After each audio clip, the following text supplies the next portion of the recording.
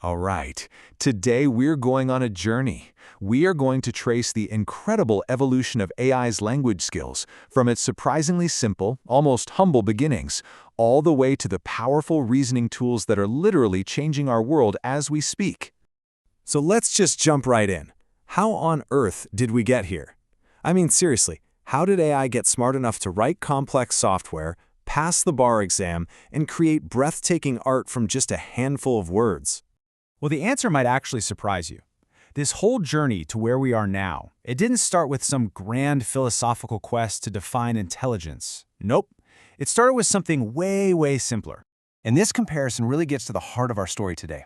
We're talking about going from what we can call strawberry counting, simple, rigid tasks based on recognizing basic patterns, all the way over to a reasoning agent, an AI that can actually use complex, adaptive logic. So let's break down exactly how we made that incredible leap. Okay, so our story begins here, with AI taking its very first baby steps into understanding language. This is all about the big shift from super rigid, hand-coded rules to the very first glimmer of learning from data, seeing statistical patterns. So, the earliest AI, what we call symbolic AI, tried to understand language by basically giving it a super strict grammar rulebook. A machine would be programmed with rules like, okay, a sentence must have a noun phrase, and that noun phrase must be followed by a verb phrase. No ifs, ands, or buts about it. And this approach, you can probably guess, had a huge problem. These systems were incredibly brittle. I mean, the second you used a bit of slang, or a slightly weird sentence structure, or even just a typo, the whole system would just break. It failed spectacularly, as soon as it ran into the messy reality of how people actually talk. So clearly, that demanded a complete change in thinking. And that change came in the form of statistical models, like the n-gram. Instead of those rigid rules, the AI started learning from looking at tons of data. It would just scan millions of sentences and calculate the probability of which word was most likely to come next. And that's our strawberry counting. It's not real understanding, right? It's just recognizing patterns. But just recognizing patterns isn't enough to get language. The next major breakthrough was all about giving AI a memory.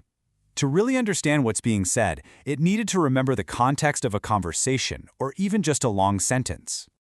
This really was the central challenge. Think about it for a second. How could you possibly understand this paragraph if by the time I get to the end of it, you've completely forgotten how it started? That was the exact problem these early neural networks were running into.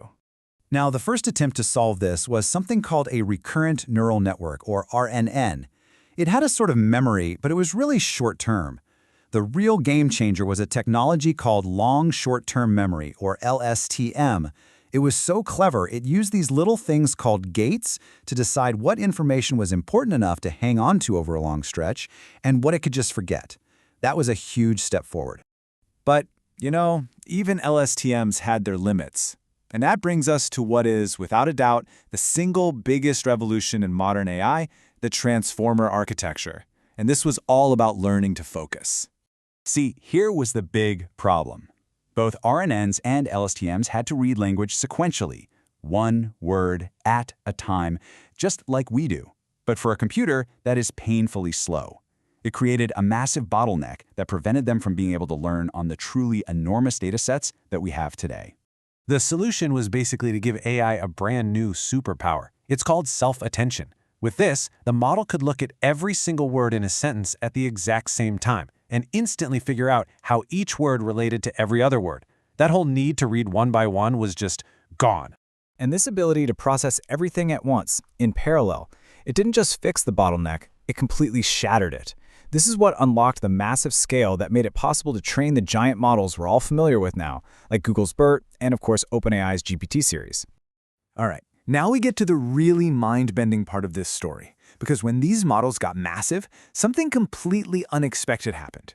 They didn't just get a little better at predicting the next word, they started developing entirely new skills that no one programmed into them. This phenomenon has a name. It's called emergent properties. We're talking about totally new abilities, like basic reasoning, or translating between languages, or even writing code that just seem to appear in these huge models, but they simply don't exist in the smaller versions. It turned out, bigger wasn't just better, it was different. And what's wild is we can actually coach these new skills out of them with some clever prompting. There's a technique called chain of thought, where you simply add the phrase, "let's think step by step," to your question. This little nudge forces the AI to show its work, to break down the problem logically, and its ability to solve complex puzzles just skyrockets. And this really is the whole point. The journey from that simple strawberry counting to this kind of reasoning, it isn't just about more data or faster computers. It is a fundamental, qualitative leap in what AI is actually capable of doing. Okay, so let's bring this all home. What does this leap from just matching patterns to actual reasoning really mean for us, right now?